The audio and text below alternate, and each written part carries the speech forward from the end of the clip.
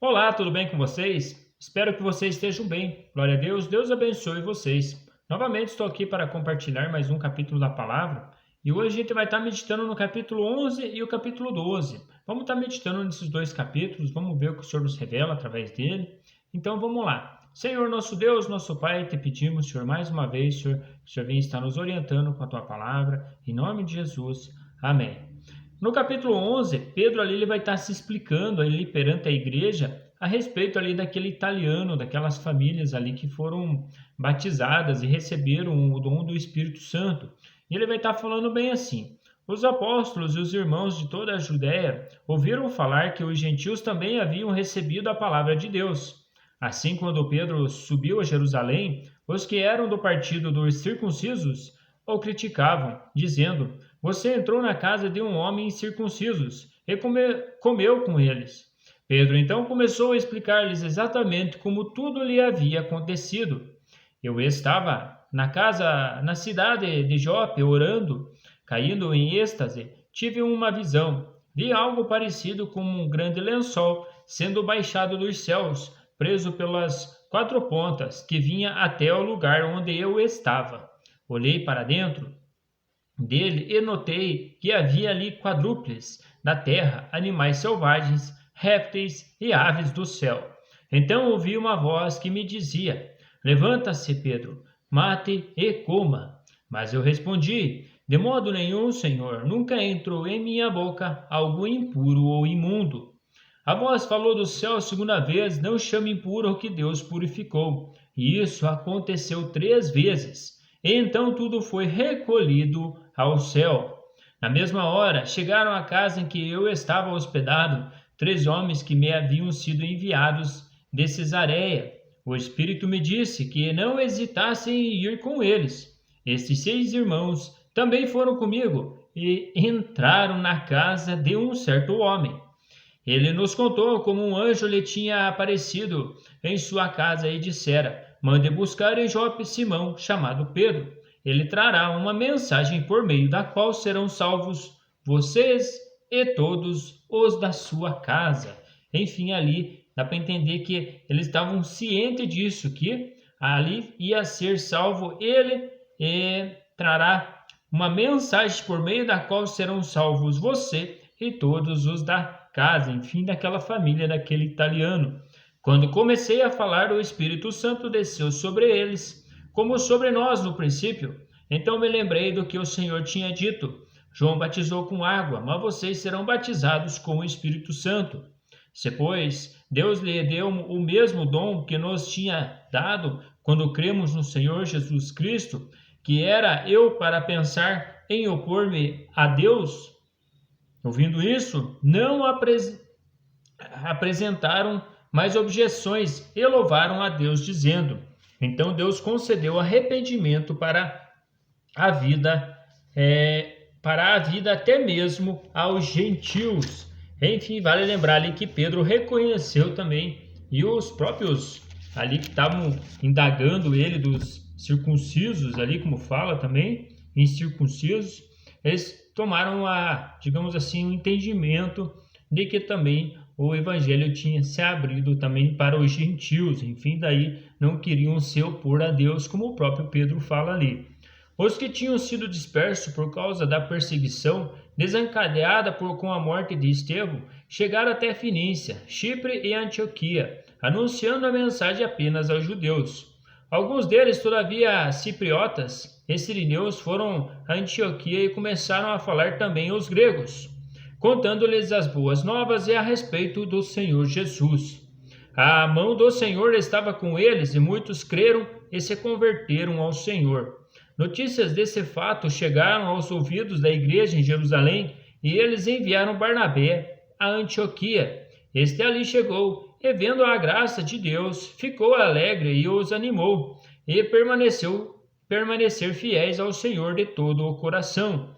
Ele era um homem bom, cheio do Espírito Santo e de fé, e muitas pessoas foram acrescentadas ao Senhor. Então Barnabé foi a Tarso procurar Saulo, e quando o encontrou, levou-o para Antioquia. Assim, durante um ano inteiro, Barnabé e Saulo se reuniram com a igreja e ensinaram a muitos. Em Antioquia, os discípulos foram pela primeira vez chamados de cristãos. Enfim, ali na Antioquia que começou ali os discípulos ser chamados de cristão. Naqueles dias, alguns profetas desceram de Jerusalém para Antioquia. Um deles, Ágabo, levantou-se e pelo Espírito predisse que uma grande fome sobreviria a todo o mundo romano, o que aconteceu durante o reinado de Cláudio. Os discípulos, cada um segundo as suas possibilidades, decidiram providenciar ajuda para os irmãos que viviam na Judéia e o fizeram enviando suas ofertas aos presbíteros pelas mãos de Barnabé e Saulo. No capítulo 12 fala bem assim: nesta ocasião o rei Herodes prendeu alguns que pertenciam à igreja, com a intenção de maltratá-los, e mandou matar a espada Tiago, irmão de João. Enfim, Tiago ali foi o primeiro ali que foi morto também, e dá para entender que foi por concílio ali de Herodes, que mandou prender e matar também. Vendo que isso agradava os judeus, prosseguiu prendendo também Pedro durante a festa dos pães sem fermento. Tendo-o prendido, o lançou no cárcere, entregando-o para ser guardado por 4 escoltas de 4 soldados cada uma. Herodes pretendia submetê-lo a julgamento público depois da Páscoa.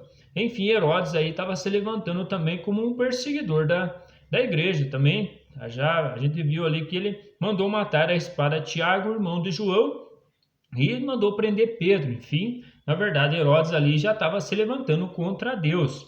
E vamos ver o contexto final também de Herodes, também não termina muito bem a vida dele. Pedro então ficou detido na prisão, mas a igreja orava intensamente a Deus por ele. Na noite anterior ao dia em que Herodes iria submetê-lo ao julgamento, Pedro estava dormindo entre 2 soldados, preso com 2 algemas, e sentinelas montavam guarda à entrada do cárcere. Repentinamente apareceu um anjo do Senhor e uma luz brilhou na cela. Ele tocou no lado de Pedro e o acordou. Depressa, levante-se, disse ele. Então as algemas caíram dos punhos de Pedro. O anjo lhe disse: vista-se, calça e sandálias. E Pedro assim fez. Disse-lhe ainda o anjo: ponha a capa e siga-me. E saindo Pedro o seguiu, não sabendo que era real o que se fazia por meio do anjo. Tudo lhe parecia uma visão. Passaram a primeira e a segunda guarda e chegaram ao portão de ferro que dava para a cidade. Este se abriu por si mesmo para eles e passaram. Tendo saído, caminharam ao longo de uma rua e de repente o anjo o deixou. Enfim, o anjo foi e resgatou Pedro do cárcere que ele estava.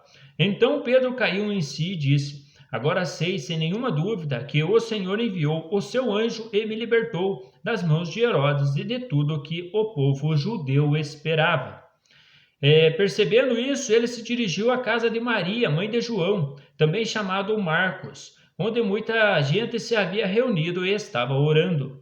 Pedro bateu à porta do alpendre e uma serva chamada Rode veio atender. Ao reconhecer a voz de Pedro, tomada de alegria, ela correu de volta sem abrir a porta e exclamou: Pedro está à porta. Eles, porém, lhe disseram: você está fora de si. Insistindo ela em afirmar que era Pedro, disseram-lhe: deve ser o anjo dele. Mas Pedro continuou batendo e quando abriu a porta e o ouviram, ficaram perplexos.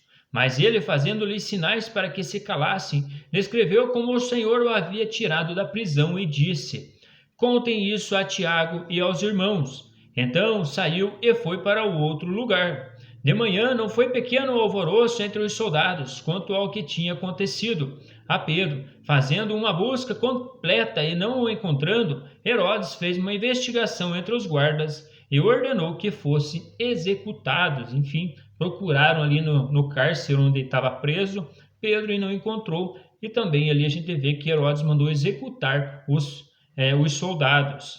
Depois Herodes foi à Judéia para Cesareia e permaneceu ali durante algum tempo. Ele estava cheio de ira contra o povo de Tiro e Sidom. Contudo, eles o haviam se reunido e procuravam ter uma audiência com ele.